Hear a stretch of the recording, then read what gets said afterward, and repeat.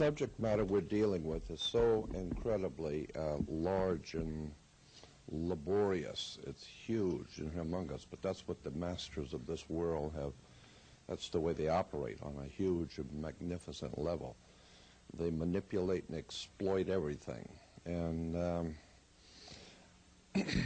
it's very difficult to find a place to start when you want to explain how cleverly put together this system that we live under is. We talk about a judicial system and an educational system and a system of government. The word system it's a Latin word for, in Rome, in the ancient Roman Empire, the word system was a term used for the sewer. We still call it today a sewer system. Consequently, all the systems that we have today are in the sewer. It's filled with lies and deception and manipulation.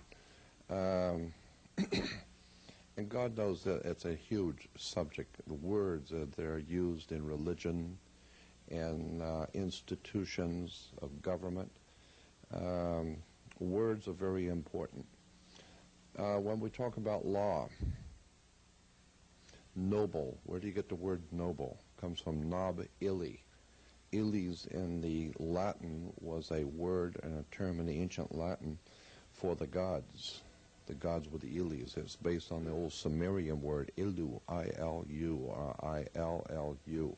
Ilu or Ili was the gods. And in Latin, the word nob was a high. Anything high was nob. That's where people who act like they're high are called snobs, because the word is nob. When you put nob illi, it's the high gods. Gives us our word nobility. Nobility comes from nob illi. And when you talk about the nob illis, or the noble ones, they are the ones who are referred to in the old European system as the authorities. They are the authors. They write down and author the law, so they are the authors, or the authorities. So when you hear terms like the authorities are saying this and the authorities, my question has always been, who are these authorities who have written the law? And then you come to find out that most of our laws are based on canon law, church law. For almost 2,000 years, well over 2,000 years actually, Europe has dominated the whole world, and the Pope has dominated Europe.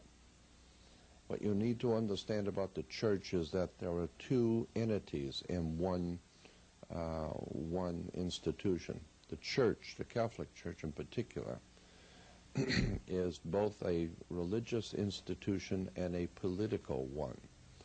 But its real strength lies in the fact that it is a political institution. It is based on the raw use of power and the manipulation of governments, kings, rulers.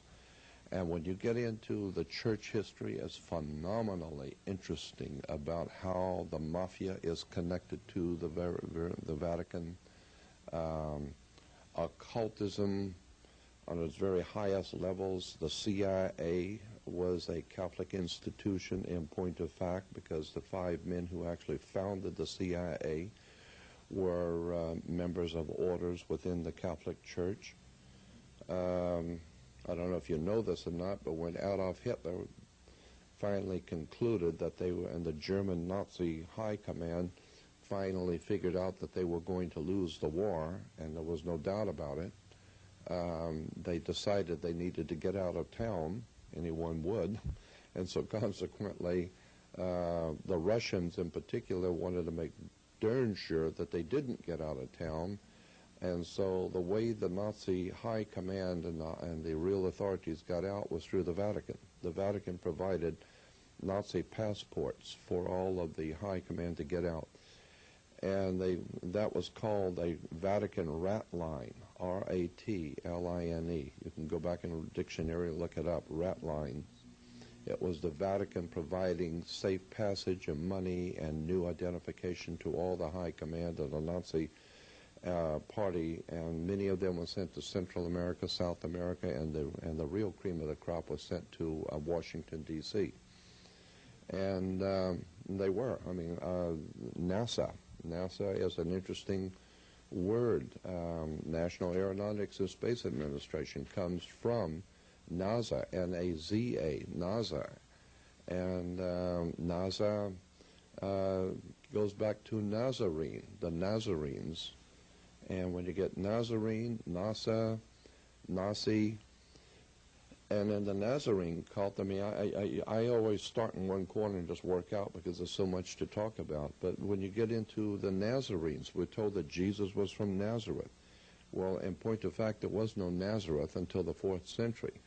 And so Jesus would have been dead for 350 years before Nazareth even existed. But there was a priesthood called Nazarites, and it was spelled N-A-Z-A-R-I-T-E.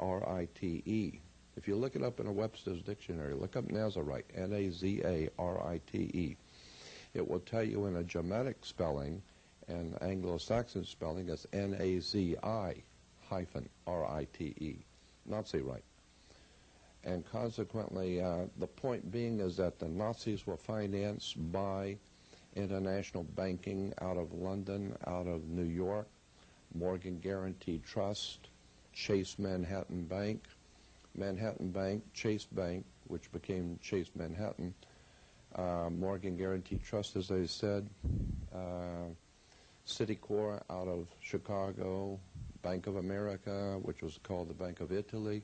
All of our major banks in this country financed, organized, and helped organize and finance Adolf Hitler.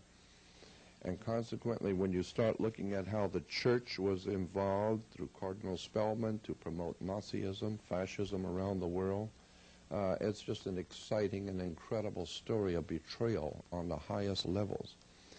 But my interest in all of this has been the use of words. Words and terms are fascinating.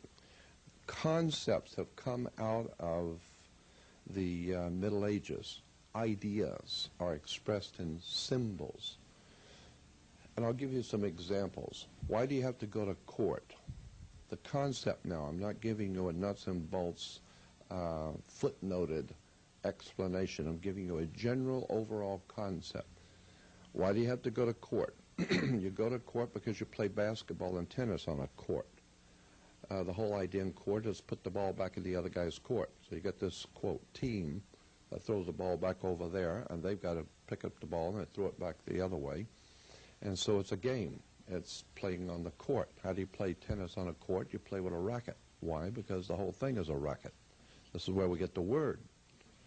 And the people who run the court system are the same people who gave you your judicial system, they've given you your religious systems, your educational systems. The entire superstructure of Western civilization is a racket. The entire thing is based on the manipulation and exploitation of the ignorance of the people. Let me read you something out of the Catholic Encyclopedia. Under Roman law, 2 sentences, incredible sentences. Under Roman law, Catholic Encyclopedia says, quote, the characteristics of earlier Roman law was its extreme formalism. It was extremely formal. You had to dot all the I's and cross all the T's and say it just right. If not, it don't fly. So it's got to be done according to extreme formalism. From its first secret administration as the law of the privileged classes, it expanded until it became the basis of all civilized legal systems. Again, characteristics of earlier Roman law was its extreme formalism from its first secret administration as the law of privileged classes. So what we call today and refer to in our language as the law, the authorities in the law, was first of all